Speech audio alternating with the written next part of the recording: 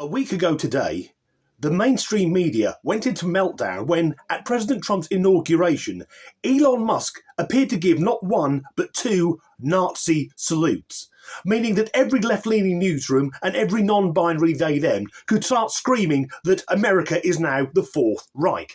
However, yesterday evening I saw an unedited version of that clip, and it transpires it had been cropped at a rather crucial moment which would help push a left-wing narrative. This one really mattered.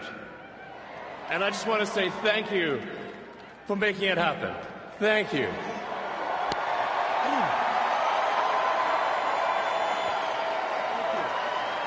My heart goes out to you.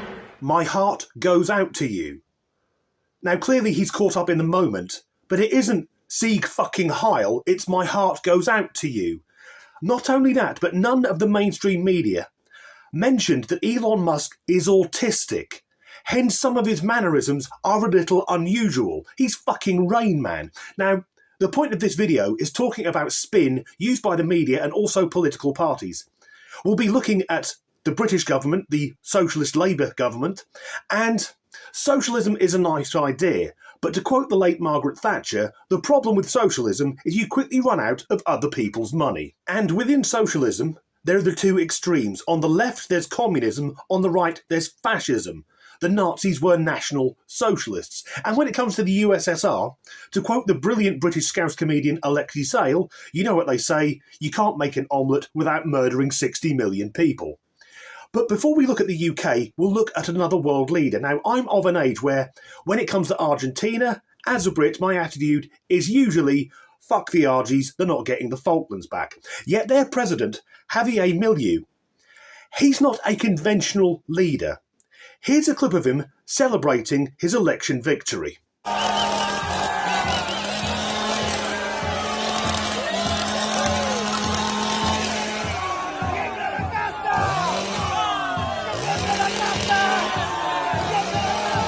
For reasons which are rather obvious, he has the nickname the Madman, because that's who you want running a country. A man standing out of the sunroof of a car waving a fucking chainsaw around. But Javier has done the impossible, and he's turned round Argentina's failing economy.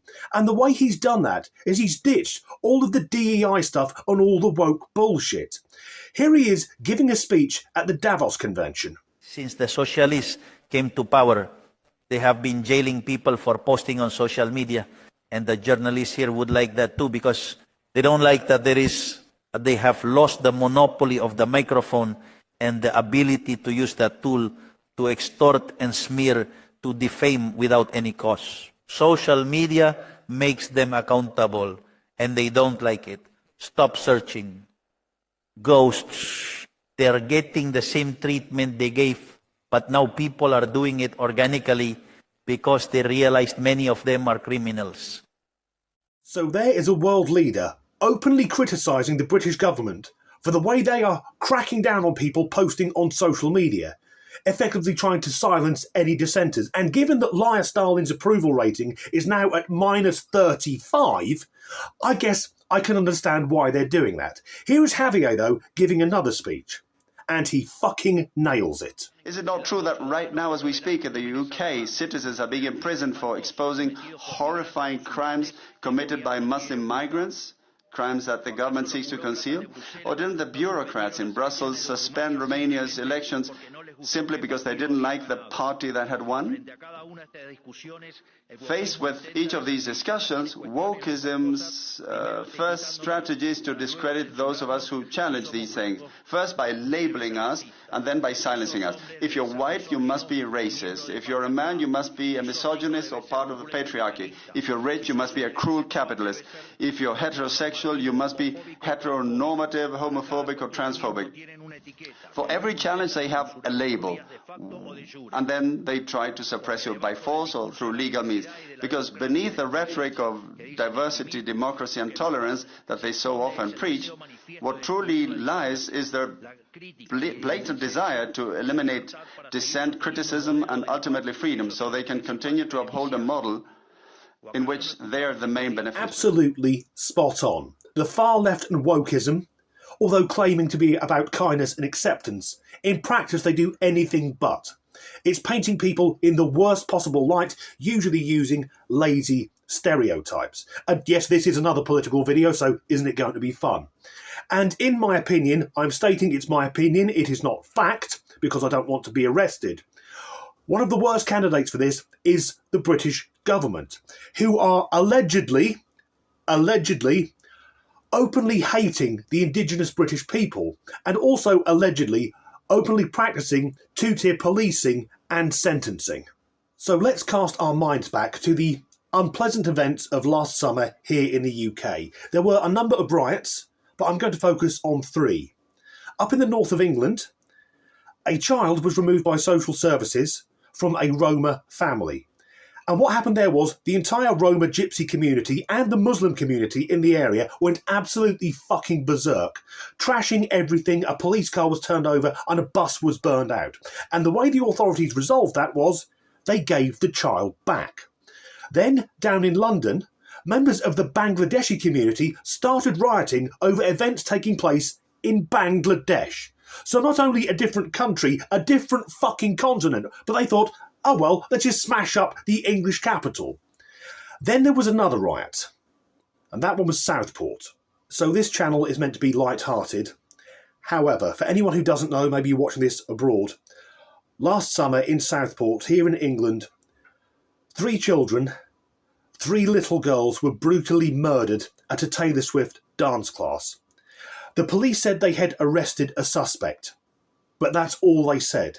And in the UK, if a suspect is arrested but there's no description, you can pretty much guarantee one of 2 things. Firstly, that person isn't a British national, and or they're not the same colour as me. But the police and the press are terrified of being labelled as racist. However, this lack of a description left a vacuum, so rumours started circulating online that the murderer was a Muslim illegal immigrant. And of course that was easy to believe, because when there are random mindless killings, so often they are committed by Muslim illegal immigrants. So the riots began, but the police response was very different to the other 2 riots. They went in with the riot shields and the fucking batons. People started getting arrested, and the Prime Minister, with his usual ability to read the room, went on the news and called everyone who was apparently objecting to children being murdered, he called them far-right thugs. So then a description came out that the murderer was a Welsh choir boy. Yes, a Welsh choir boy. So what's his name? Daffydd Jones? No, Axel Rudder-Cabania. A traditional Welsh name. It makes me think of the Pits. And I'm not going to show any pictures of that utter bastard, because I'm hoping the next photo released of him is when he's been killed in prison. Yet, again, the mainstream media, they were using pictures of him as a young lad, or he'd done some promotion to do with Doctor Who, not as a knife-wielding maniac. And as this video is about spin, his trial took place last Monday, on the same day that President Trump and the eyes of the world were on the inauguration. So I'm alleging that the trial was held on that date so the rest of the world wouldn't be looking. And yes, Axel, he was born in Wales. But if a dog is born in a stable, it doesn't make it a fucking horse. And his parents, they came to this country as refugees from Rwanda, specifically from the Rwandan genocide. And far from being an innocent choir boy, the knife-wielding maniac had an arsenal of weapons, an Al-Qaeda training manual, and he was making the nerve agent ricin. He'd also been expelled from school for saying that the UK needs a white genocide. So why is it that the government seemed so desperate, as it were, to try and suppress this case? Well, there are rumours, and I want to stress these are unsubstantiated rumours, it's hearsay, that's all, going around online alleging that Alphonse Rudabakana, however the fuck you pronounce it, the father of the murderer, may not have just been a refugee.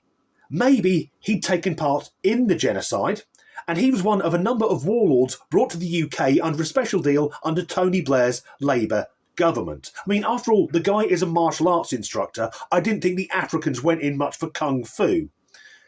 It's also being alleged, and it's just a rumour, that one of the human rights lawyers that helped get him asylum in the UK may or may not have been a certain Keir Starmer. So, if those rumours are true, there's a direct line between our Prime Minister and the murders. Press appear to have been trying to depoliticise the issue by dubbing the murderer the Amazon killer, because he got his knife, the murder weapon, from Amazon. Because, yeah, that's obviously the fucking issue here, isn't it? Online shopping and how convenient it is. Earlier I said, though, that the Labour government appear to openly hate the indigenous British people. Well, they've just announced a £20 million cut in aid for churches, whilst giving £117 million to mosques. And earlier we saw Javier talking about Muslim grooming gangs. Here is a meeting of a Labour council where a member of the public brings the subject up.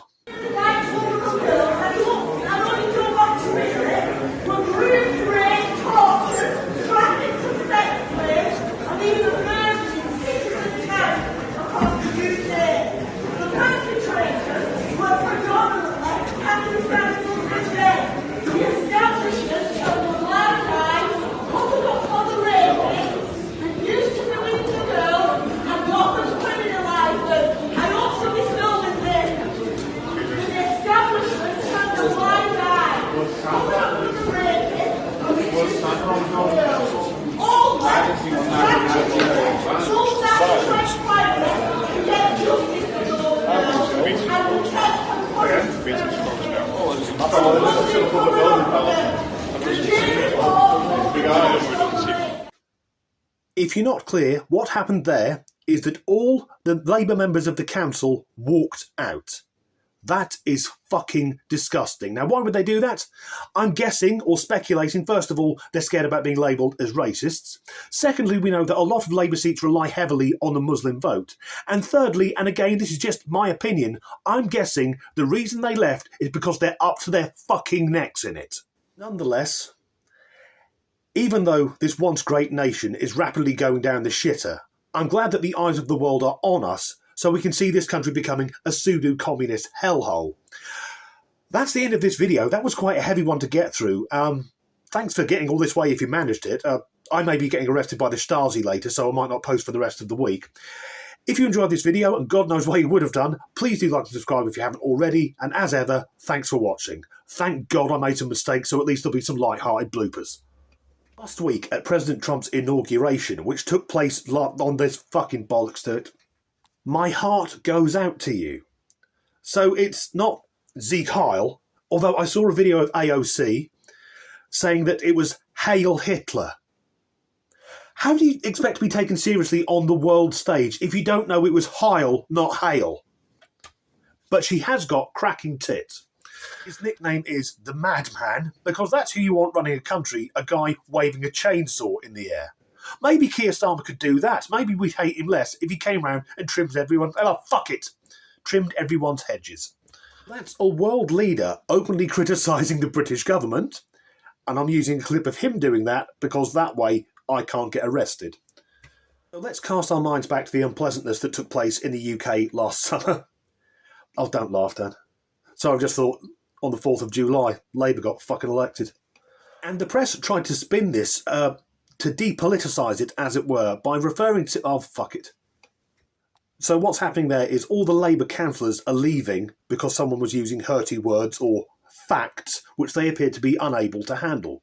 And, fuck it, can't remember what was... Nonetheless, even though this once great country is rapidly going down the shitter, I'm glad that the fucking bollocks to it. Nonetheless, even though this once great country is and the wife just ordered something from Amazon.